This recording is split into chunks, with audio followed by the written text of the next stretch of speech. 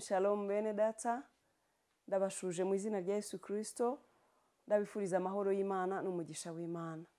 Yesu wacu ahabwa icyubahiro. Turamushimiye ko yaduhaye umunsi kandi n'undi munsi w'umugisha, yaduhaye kuramuka. Mu babyutse bongerewe ibihe byo kubaho natwe turimo. Imana yacu ishimwe. Haleluya. Mu bongerewe amahirwe yo kubaho, yewe nawe turimo, tugomba gushima Imana. N'undi munsi rero tugomba kunezerwa, tukazamura icyubahiro cy'Imana, tukavuga ngo Mana uhabwe icyubahiro. Yesu ashimwe cyane. Ngarutse rero imbere yanyu muzanye ijambo ry'Imana. Shima Imana ko iduhaye undi mwanya mwiza w'umugisha ukuganira ku ijambo ryayo. Reka rero dutangire dushima Imana yuko iduhaye amahirwe yo kuganira ku ijambo ryayo. Turagushimiye Mana yacu, Imana nkuru, Imana nziza y'icyubahiro n'urukundo.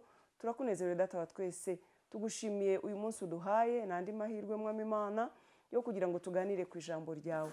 Abakunzi ba Anaweza nubaha umugisha mwami, kubw'umwete n'urukundo bagaragaza mu gukunda ijambo ryawe no kugushakana umwete, kuko warabyivugiye ngo ukunda abagukunda ariko bagushakana umwete bazakubona.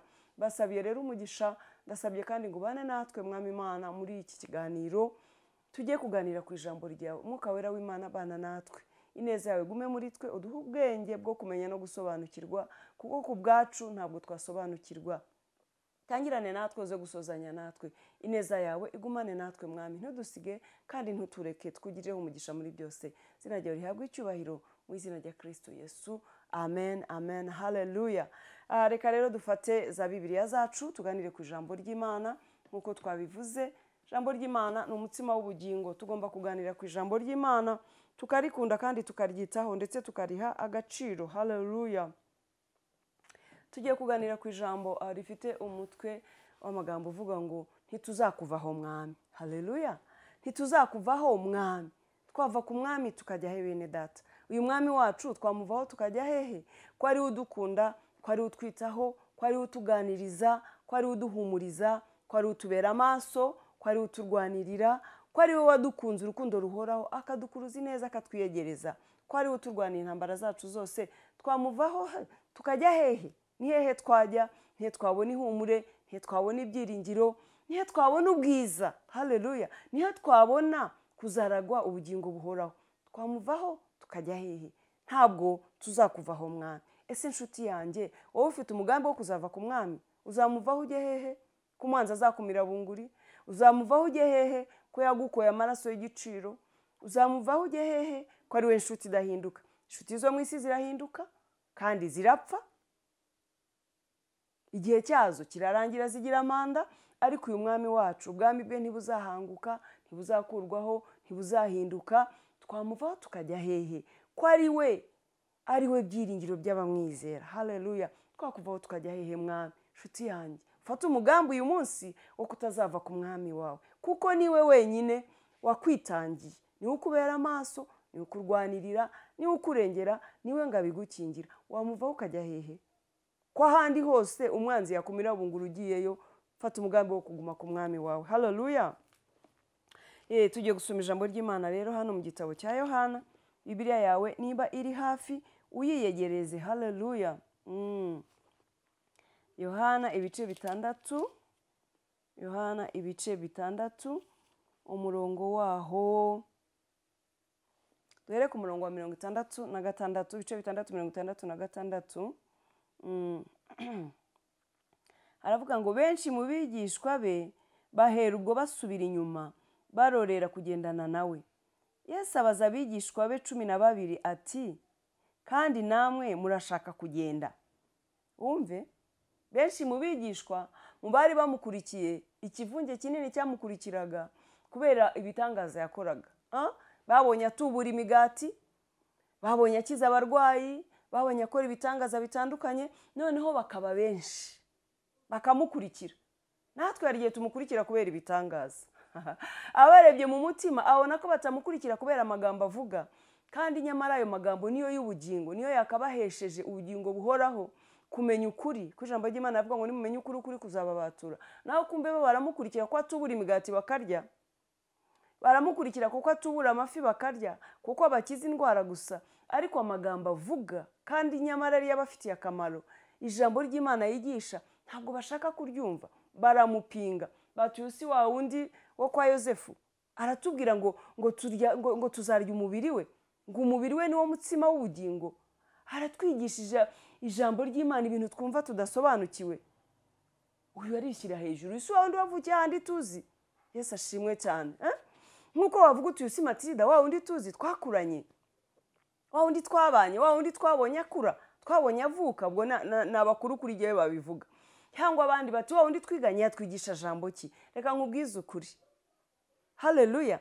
Ijambo ry'Imana riravuga ngo umwuka wera nabamanukira. Ubwo ni Yesu wabwiraga abigishwa ngo muzaba abagabo bo kumpamya kugeza ku mpera z'isi.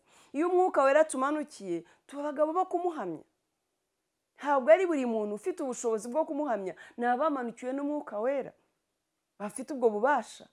Abantu rero kubera kumenyerana, uyu turamuzi yaturutsa n'abigishwa rero benshi bamukurikiraga, uretse babandi 12 n'abandi bose bamukurikiraga kugira ngo bige ijambo rye, aho kugira ngo baryige baryumve barimenye. Bo ijambo bakarita bagakurikira imigati, bagakurikira ibyabaho. Arabwira ati icyabazanye si uko nigisha, si ijambo mvuga, mwazanywe na ya mitsima na bya bindi mwabonye nkora. Yesu ashimwe cyane. Ndagira ngo nkubwire wowe wajyanywe kuri Yesu n'ibyo yagukoreye, nabyo ni byiza byagukurura. Utamwizezwa n'ibyo avuga, akamwizezwa n'ibitangaza akora, nabyo ni byiza n'umugisha. Ariko basi ibyo bitangaza bigukurure umugumeho burundu, kuko wamuvaho ukajya hehe. Yesu ashimwe cyane. Noneho ngo batangiye kumuvaho rero kubera ijambo yigisha, baba batekereje bamugaya, bamwitotombera mu mutima, akaba arabihishurira arabimenya, akababwira, bagatungurwa no kumva yamenye n'ibyo batekereza. Ariko umutima wo kugira ngo bamwizere bamugumeho by'ukuri bakawubura. Hari byinshi bikurura abantu hano hanze. Yesu ashimwe cyane. Noneho abaza babigishwa be babandi 12 ati se kandi namwe murashaka kumvaho nk'aba bandi bagiye, nk'aba bankurikiraga bazanywe n'imitsima bagiye, aba bampinga ngo ndiwo kwa Yosefu bagiye, namwe murashaka kumva wumva ukuntu bamubwiye. 68 murongo wa 6 igice cya 6. Simoni Petero aramusubiza ati databuja, twajya kuri nde ko ari wowe ufite amagambo y'ubugingo buhoraho, natwe tukaba twizeye tuzi yuko uri Kristo uwera w'Imana. Haleluya. Cyama nawe ugahishurirwa ibyo. Aramubwira Simoni Petero ati databuja, uratubaza ngo natwe turagiye nk'aba bandi bagiye, ababigishwa aba bose bagukurikiye, twebwe twakuvaho tukajya hehe? Ko ari wowe ufite amagambo y'ubugingo, ko twamaze kumenya ko ari we Kristo uwera w'Imana, twebwe twakuvaho tukajya hehe? Nihe twabona amagambo y'ubugingo nk'ayo tubwira? Nihe twabona uduhumuriza? Nihe twabona utugirira neza nkawe? Nihe twabona waje kudupfira nkawe? Twakuvaho tukajya hehe mwigisha? Ko ari ufite amagambo y'ubugingo. Yesu ashimwe cyane. Mwene data, naje kukubwira ngo ntugambirire, ntuzigere unabitekereza kuva ku Mana. Uzayivaho ujye hehe? Hanze aha hararyana, umwanzi azakumira bunguri.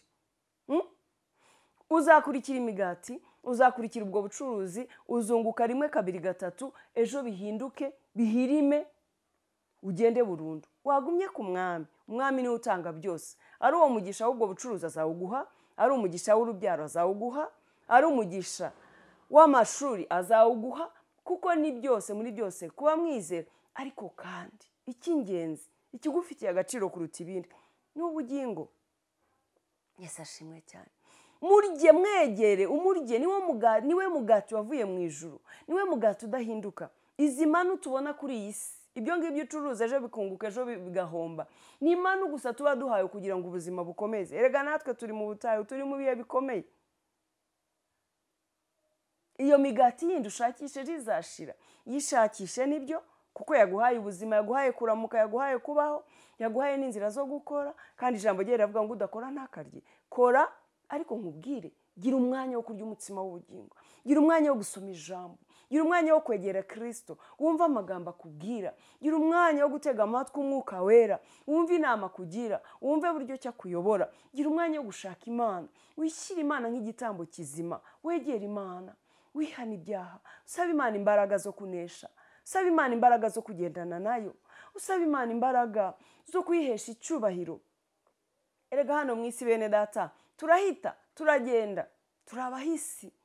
ese ejo hawe urahategura uti? kandi se ubwiwe n'iki ko ari ngombwa yuko ari ejo? erega ubu hari abaryamye ntibabyuke. buri muntu afite igihe cye.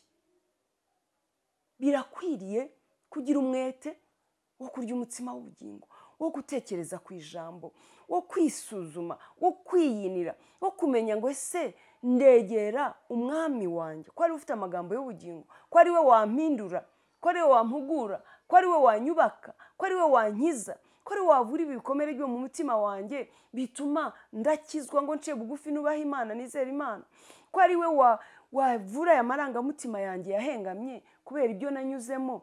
ni gute namwegera kugira ngo ankize inguma zo mu mutima? erega tuba twarakomerekejwe na byinshi muri iyi si.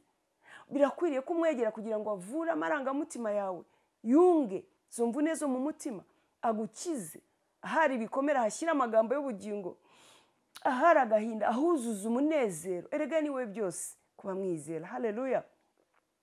birakwiriye kujya ugira umwete wo kumwegera kugira ngo agukize. ko akiza amarangamutima niko ugenda ubohoka, niko ugenda ugira ubuzima, niko ugenda ugira urukundo, niko ugenda ugira umunezero, niko ugenda ugira ibyiringiro by'ubuzima, niko ugira urukundo. kandi burya iyo ufite urukundo muri wowe uba uriho. ariko iyo umeze nk'agakoko mu mutima kubera ibyo waciyemo, kubera abagukomerekeje, kubera abakubabaje, burya uba ugenda uri igisenzegeri, burya ntacyo utakora nawe. mwegere agukize, akize umutima wawe. uzi ko akiza umutima agakiza n'ubugingo? uzi ko akiza umubiri? n'umubiri akawutera ipasi n'iminkanyari akayikuraho? uzi ko iyo akugendereye mu mutima ukagubwa neza no ku mubiri bitangira kugaragara? mwegere, niwe ufite amagambo y'ubugingo. uzi ko akubwira ijambo ry'ihumure ukumva umunezero, ukumva na bya bindi utari ufite urabibonye. haleluya. ukumva wuzuye ibyiringiro, ukavuga utatu n'ibyo ndafite none n'ejo nzabibona. niwe ufite byose bene data. haleluya. niwe byose, niwe ufite amagambo y'ubugingo. mwegere, mwikomerezeho. niwe nshuti iruta izindi. hari abari inshuti zawe ariko baragusize, bakuvuyeho, baragutaye. ni inshuti itaguta. nunyura mu misozi izaba iri kumwe nawe, nunyura mu mataba ntabwo azakureka. ni inshuti mu nshuti, mu mvura abana nawe, mu mwijima akabana nawe. uyu mwami twamuvaho tukajya hehe? ko ari ufite amagambo y'ubugingo, ko ari uduha gucya mu maso, ko ari uduha ubuzima, ko ari uduha imibereho, ko ari ukiza imibiri yacu indwara. haleluya. ngo kubw'aya mibyimba yazankoni yakubitiwe ku musaraba niho dukirira indwara. niho uduha ihumure tukabaho dufite umunezero, dufite ibyiringiro. uwo mwami rero nshuti yanjye, Simoni yaramubwiye ati twakuvaho tukajya hehe? ahabwira ati n'ubundi ninjye wabatoye, ninjye wabitoreye mwebwe 12, ariko nubwo nabatoye umwe muri mwebwe azangambanira. avuga Yuda Iskariyoti, kuko niwe wamubambishije, niwe wamugambaniye, niwe wamutanze. reba ukuntu ari inshuti nziza, yabitangiye, yatanze ubuzima bwe ku bwabo, ariko babuze se kumugirira nabi. niko abana b'abantu bameze. abo ngabo wiringiye, izo nshuti ejo zizaguhinduka. na Yesu baramuhindutse, yaraje kubapfira. ubwo butunzi wishingikirijeho bituma utagishaka Imana, utakigira umwanya. ejo buzakuva, uzabyuka usange bwarangiye, usange ibihombo byaje. uwo mubiri wiringira wumva yuko udasanzwe, ejo uzasanga warwaye, waguhindutse nk'uko Yobu wamuhindutse. abo bana, uwo mugabo, ibintu byose birahinduka, n'umubiri wawe uraguhinduka. wakwiringiye inshuti iruta izindi, wakwiringiye umwami udahinduka, wakwiringiye umwami watanze ubuzima bwe, ubugingo bwe, kugira ngo wowe uzabone ubugingo. Yesu abaho umugisha. rero bene data, naje kugira ngo mbaganirize, mukomere ku mwami, mumwikomezeho, ntugambirire kumuvaho. ntihagire ikintu kizakuvana ku mwami wawe, ntihagire ikintu gishobora kugutandukanya n'urukundo rwa Kristo uko cyaba kimeze kose. mugumeho rero, niwe ufite amagambo y'ubugingo, niwe watwitangiye, niwe wadukunze, kandi ni Kristo uwera w'Imana. nk'uko Simoni Petero yamubwiye ati twaje kumenya ukuri, tumenya ko ari we Kristo uwera w'Imana utagira ibyaha, waje muri iyi si y'abashinyaguzi, ariko uri uwera. uyu wera yaje kugupfira, wowe yapfiriye nawe urimo mwene data. musange, umwikomerezeho, umwiringire umunsi ku wundi, ugendane nawe, uzaragwa ubugingo. byakumarira iki kuba kuri iyi si ejo ukabura ubugingo?